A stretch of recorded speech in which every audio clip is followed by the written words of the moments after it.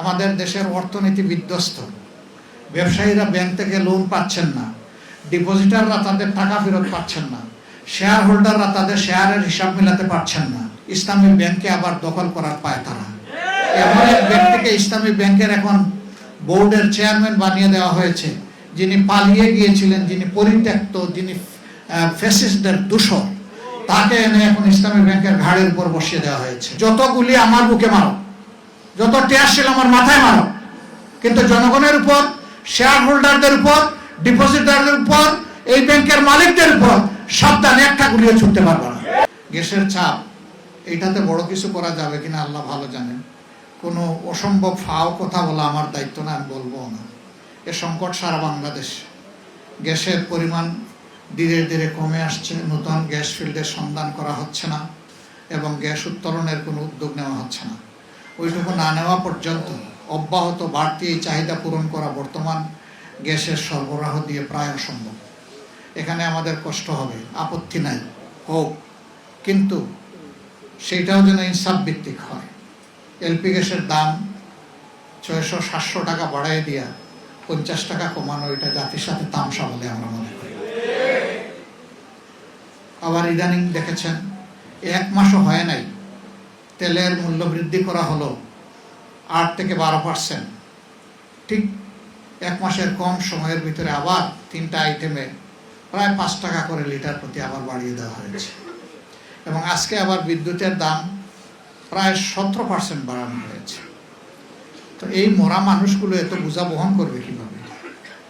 জনগণের আয় তো বৃদ্ধি হচ্ছে না, বরঞ্চ বেকারত্বের মিছিল দীর্ঘতর হচ্ছে।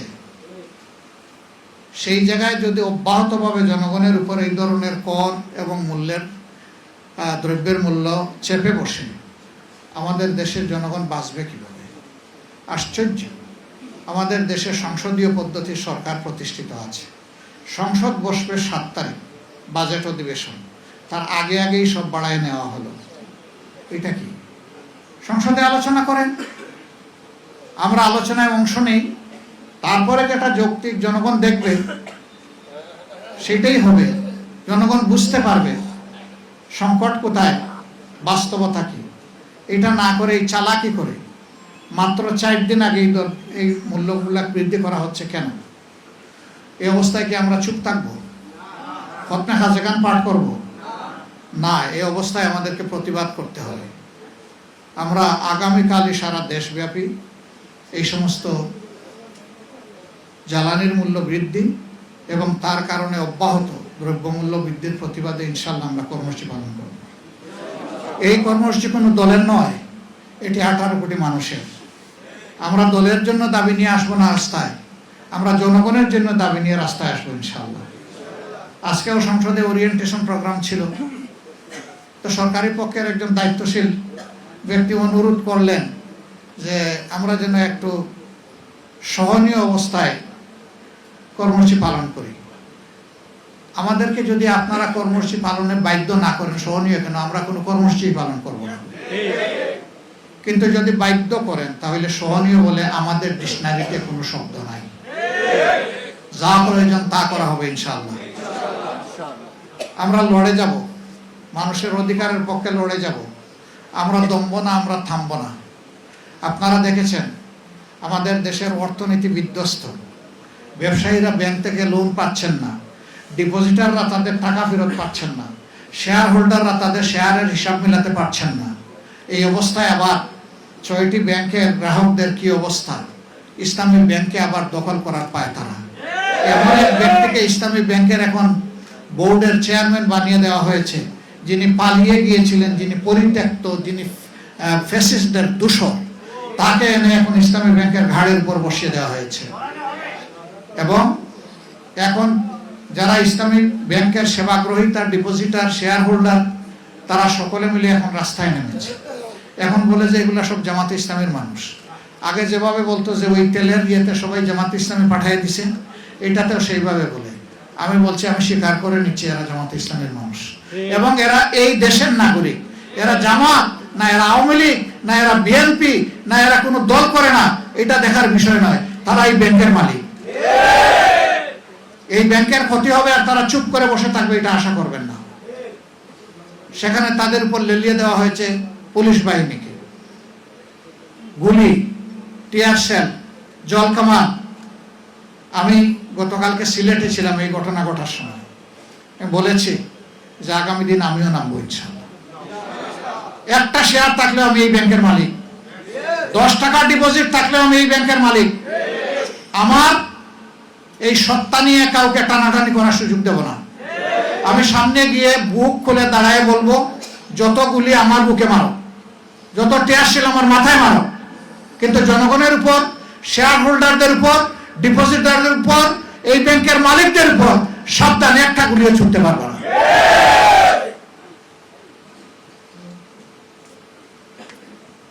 কোন দেশ? জনগণের আমানতের হেফাজতের কোনো খবর নাই, বরঞ্চ আমানত নিয়ে টানাটানি। আপনারা সবাই জানেন এটি একটা চমৎকার ব্যাংক।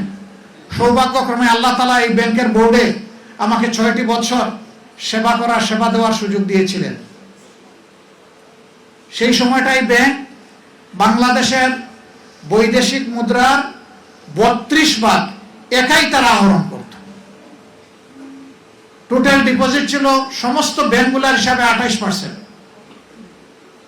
এই ব্যাংকের কোনো তারল্য সংকট ছিল না, লিকুইডিটি ক্রাইসিস ছিল না, বরঞ্চ অন্যান্য ইসলামিক ব্যাংকগুলোকে মাঝে মধ্যে তারা বিনা লাভে সেখানে তাদেরকে সহযোগিতা করত শত শত কোটি টাকা দিয়ে। সেই ব্যাংকটাকে শেখ হাসিনা লেলিয়ে দিলেন এসালামকে, নিজেই এখান থেকে 84,000 কোটি টাকা চুরি করে নিয়ে গেল। আরো সাঙ্গপাঙ্গ নিয়ে 1,26,000 কোটি টাকা এখান থেকে চুরি করে নিয়ে গেল। 5 আগস্টের পরিবর্তনের পর ব্যাংকটা আবার কিছুটা স্বাভাবিক ধারায় ফিরে আসতে শুরু করলো, মানুষের আস্থা আবার ফিরে আসতে শুরু করলো। এখন আবার একই ফ্যাসিস্ট কায়দায় সেই ব্যাংকের উপর হামলে পড়া হচ্ছে। আমরা সাবধান করে দিচ্ছি, ইসলামী ব্যাংক যদি মাটির সাথে বসে যায়, সারা বাংলাদেশের অর্থনীতি গিয়ে পড়বে বঙ্গোপসাগরে। ইতিমধ্যে ব্যাংকগুলা থেকে টাকা উত্তোলন মানুষের মধ্যে আতঙ্ক তৈরি হওয়ার কারণে ব্যাপক হারে বেড়ে গেছে। আমি এইমাত্র সফর করে আসলাম, প্রবাসীরা জিজ্ঞেস করে আমরা কি রিমিটেন্স বাংলাদেশে পাঠাবো। আমি জিজ্ঞেস করলাম কেন পাঠাবেন না, আপনার পরিবার আছে না? কার কাছে পাঠাবো? মাঝখান থেকে যদি আমার রিমিটেন্স চুরি হয়ে যায়, এর গ্যারান্টি কি? আমাদের তো কোনো আস্থা নাই। যদি অনাস্থার পরিবেশ আরো গভীর হয় আর সারা দুনিয়া থেকে যদি আমাদের প্রবাসীরা রেমিটেন্স পাঠাতে ভয় পায়, তাহলে বাংলাদেশ কোথায় গিয়ে দাঁড়াবে চিন্তা করে দেখছেন? হ্যাঁ, যারা চোর ডাকাত তাদের কোনো সমস্যা হবে না, কারণ তাদের তো অবৈধ অর্থের পাহাড় আছে, কিন্তু সাধারণ মানুষের তো জীবন যায় যায় অবস্থা হবে। আমরা সরকারের প্রতি আহ্বান জানাবো, এই দুর্বৃত্তপনার দিকে আর আগাবেন না। বাংলাদেশ ব্যাংকে গভর্নর একজনকে বসিয়েছেন, সেই লোক একটা গার্মেন্ট ফ্যাক্টরির মালিক, এমডি। তিনি নিজে ব্যাংক্রাফট হয়ে গেলেন, ঋণ খেলাপি হয়ে গেলেন। মাত্র 3 মাস আগে 2% ডাউন পেমেন্ট দিয়ে তিনি হয়েছেন রেগুলার। যে একটা গার্মেন্ট ফ্যাক্টরি চালাইতে পারলো না, ঋণ খেলাপি হয়ে গেল, গোটা বাংলাদেশের ব্যাংক ব্যবস্থা তার হাতে তুলে দেওয়া হলো। কি আশ্চর্যের ব্যাপার! এবং আপনারা দেখেছেন এখন যাকে চেয়ারম্যান হিসাবে ইসলাম ব্যাংকে দিয়েছেন, তার নিজের আপন স্ত্রী ঋণ খেলাপি। সেই ঋণ খেলাপির জামাই হবে ইসলামী ব্যাংকের চেয়ারম্যান। বিবেক কোথায়? এই দুইজনকেই অবিলম্বে পদত্যাগ করতে হবে। এই সমস্ত জায়গায় যোগ্য, দক্ষ, পরীক্ষিত, সৎ মানুষগুলাকে বসাতে হবে। দলীয় আনুগত্য দেখে দলকানাদেরকে যদি বসানো হয়, অর্থনীতি ধ্বংস হবে। একদল তো পালিয়ে গিয়েছে পাশের দেশে, বাকিরা কোথায় যাবে আমি জানি না। আমরা ওইটা চাই না।